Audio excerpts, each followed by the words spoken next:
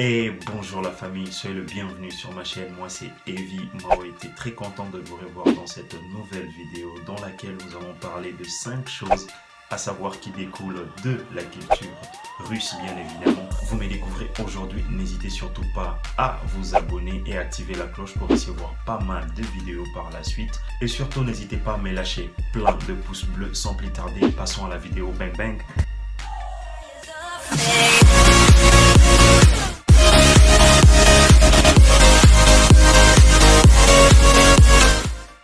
Cinq choses à savoir qui découlent de la culture russe. Si je fais cette vidéo, c'est dans le but de vous aider, vous qui êtes nouveau en Russie et vous qui envisagez de venir vivre en Russie. Chaque pays du monde a sa particularité de par sa culture, sa civilisation ainsi que la manière de vivre de ses habitants. Nous allons parler de la culture parce qu'elle est présente dans la vie de tout un chacun. Les Russes sont très attachés à leur culture, d'où il faudra mieux la connaître pour mieux vivre en Russie. Sans plus tarder, passons à la première de choses. La première de choses est aussi simple mais efficace. Lorsque vous êtes invité chez autrui, vous êtes obligé d'apporter un présent, c'est-à-dire un cadeau. Vous pouvez apporter du chocolat, la vodka, du vin, du champagne, ainsi que ce qui vous vient à l'esprit pour faire plaisir à la personne qui vous reçoit. La personne qui vous reçoit peut être un ami, une petite amie, ta belle-mère, ton beau-père, et que sais-je encore. Cela dénote d'une bonne éducation, de l'attention ainsi que du respect que vous portez à la personne qui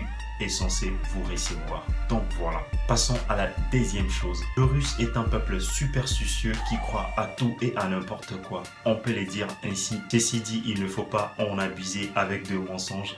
Je vais couper cette partie au montage. Enfin, si je n'oublie pas, bien évidemment. Passons. La deuxième des choses est lorsqu'on oublie un truc à la maison. Et oui, ça peut arriver dans la précipitation. Admettons que vous avez un rendez-vous à 9h, vous passez le temps que vous voulez, vous faites ce que vous devriez faire sans vous soucier de l'heure. Et une fois le temps passé, vous regardez, la montre vous indique 9h10 ou 9h15 impérativement.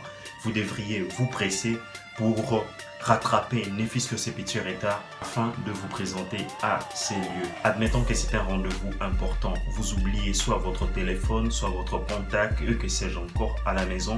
Vous vous rendez compte, je suis déjà à l'extérieur. Je fermais la porte à clé, je dois encore revenir pour récupérer la chose oubliée bien évidemment. Vous faites le chemin inverse, vous récupérez la chose, vous devriez impérativement vous mirer. C'est la chose à faire avant de ressortir. Si vous ne le faites pas, ça porte malchance.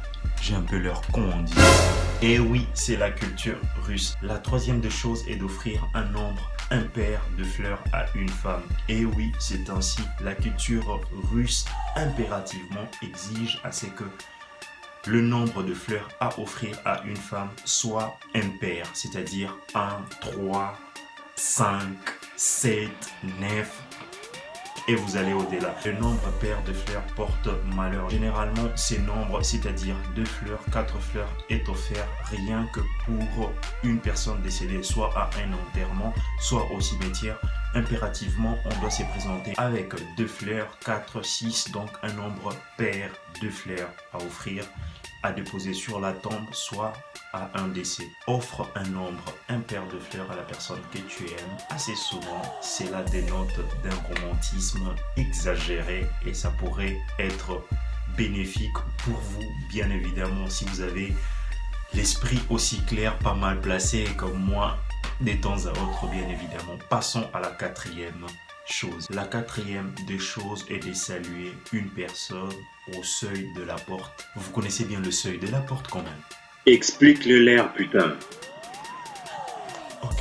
Le seuil de la porte est la partie qui divise l'extérieur de l'entrée, c'est-à-dire le milieu de deux côtés. On ne salue jamais une personne au seuil de la porte, ça porte malheur. Vous pouvez soit sortir à l'extérieur, soit inviter la personne à entrer et à se serrer la main et à se faire l'accolade à l'intérieur, soit en dehors et non au seuil de la porte. Ça porte malheur. Mais pas leur con en disant ça. La dernière des choses et la cinquième, c'est une chose à ne jamais, alors je dis jamais faire. La dernière des choses est de souhaiter joyeux anniversaire à une personne qu'on aime, à un parent, à un ami, à une petite amie, soit à un collègue avant la date même de l'anniversaire. C'est une chose à ne jamais faire parce que ça porte malheur. Vous serez surpris de la réaction de la personne que vous aimez en la souhaitant un joyeux anniversaire avant la date même de son anniversaire. La personne va réellement s'emporter et ça ne sera pas beau à voir. Donc, attendez le jour même, soit à minuit, à 1h et souhaitez un joyeux anniversaire à la personne que vous aimez. Ça lui fera énormément plaisir. C'est ainsi la culture russe. Donc voilà. Et la famille, si vous avez aimé cette vidéo, n'hésitez surtout pas à me mettre plein de pouces bleus. Vous qui me découvrez aujourd'hui, abonnez-vous, activez la cloche pour recevoir pas mal de vidéos par la suite.